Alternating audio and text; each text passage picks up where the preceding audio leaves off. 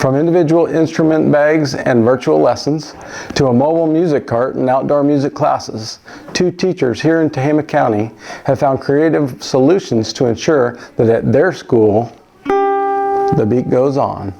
I'm Rich Duvarney, your Superintendent of Schools, and this is Our Future in Focus.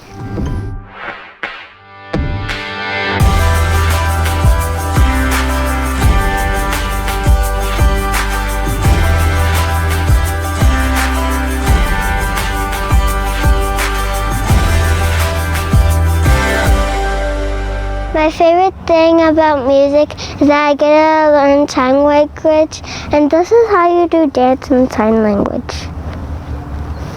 It's that I get to do freeze dance, and it's that I get to do I'm proud to be an American. I'm proud to be an American. That's some of my dance moves. I like music because it kind of brings people together. Rock and roll, pop, jazz, like anything. Basically, there's something for everybody. Music provides people with a creative outlet. It's been known to relieve stress, build self-esteem, and connect people, all while stimulating brain development and teaching discipline. But most importantly, students love it. The reasons to have music in school are endless. Music is really, as they say, the universal language and an outlet for a lot of things, especially now with all the stress that's going on in people's lives where, you know, let's face it, if you have to wear a mask and you have to come to school, it's a little stressful for the kids and the adults, and all the social distancing and all of the things that go along with the situation we're living in. But music is a really great opportunity to kind of have a little bit of fun, you know, turn your brain on and get focused in. It's a way to express yourself, and it's a lot of fun, and it's just like a free moment to be yourself. Everything can get like really stressful and very busy with doing work and stuff, and band and music is just kind of like something to look forward to. This year has many challenges, many ups and downs, and any school district will tell you whether they're doing distance learning or whether they're in person, whether it's a hybrid model. We understand that the social emotional needs of the kids are very important, and we've all been through a little bit of trauma with quarantine and all that this is. And so to cling to something familiar, such as an activity that you remember doing in music, or to do something that brings you peace and joy, and it's something that lightens their spirit, because our kids have a lot on their mind, as do the adults right now, and so it's important to take that time. It's a little bit of self-care. This year, to meet new safety guidelines, teachers have gotten creative with the music curriculum. In the mornings, I get to teach outside, and in the afternoons, I take my cart classroom to classroom, and each class has its own set of materials that we use. For example, if one group uses ukuleles, another group will not use that.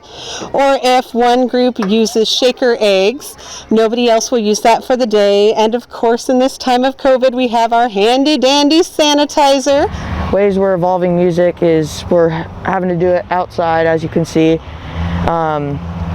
It's kind of hard this year because we're having to change so much stuff, like we can't be in the music room. And I go around with a wagon to every class, and it's been a lot of fun in the classroom. We play along to things, we write things, we use body percussion sometimes, and then transfer it over to instruments, and it's been pretty fun, and trying to find different things other than singing. And a lot of the music games we play were, you know, touching hands, which we can't do that this year. So it's been a challenge, but it's been pretty fun. Something that is also a little bit different right now is that we can't have musical ensembles, such as band. So we're doing a lot of one-on-one instruction and tutoring with the kids on their instruments. It's been different because you're not allowed to have as big of a group, so we can't play all the songs that we usually do.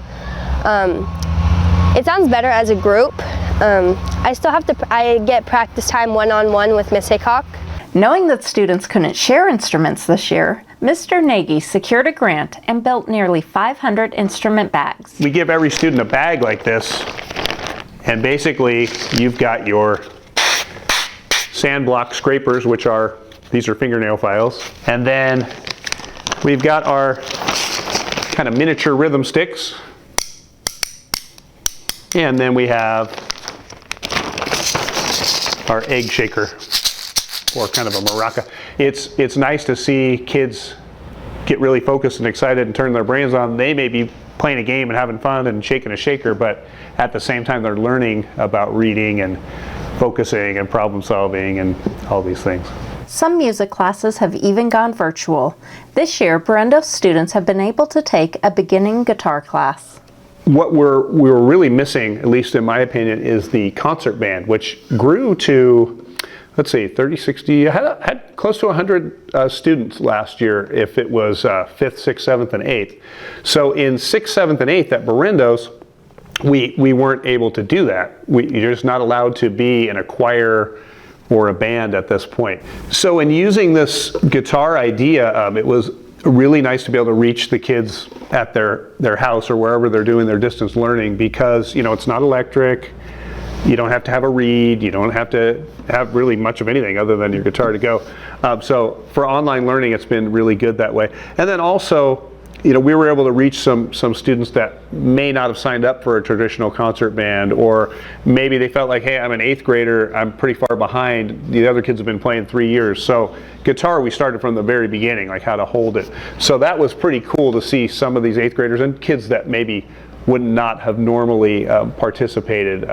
Despite all of the changes to the school and to the music programs, the students are happy to have the continued opportunity to express themselves through music this year. Overall, it's just really fun to be in music.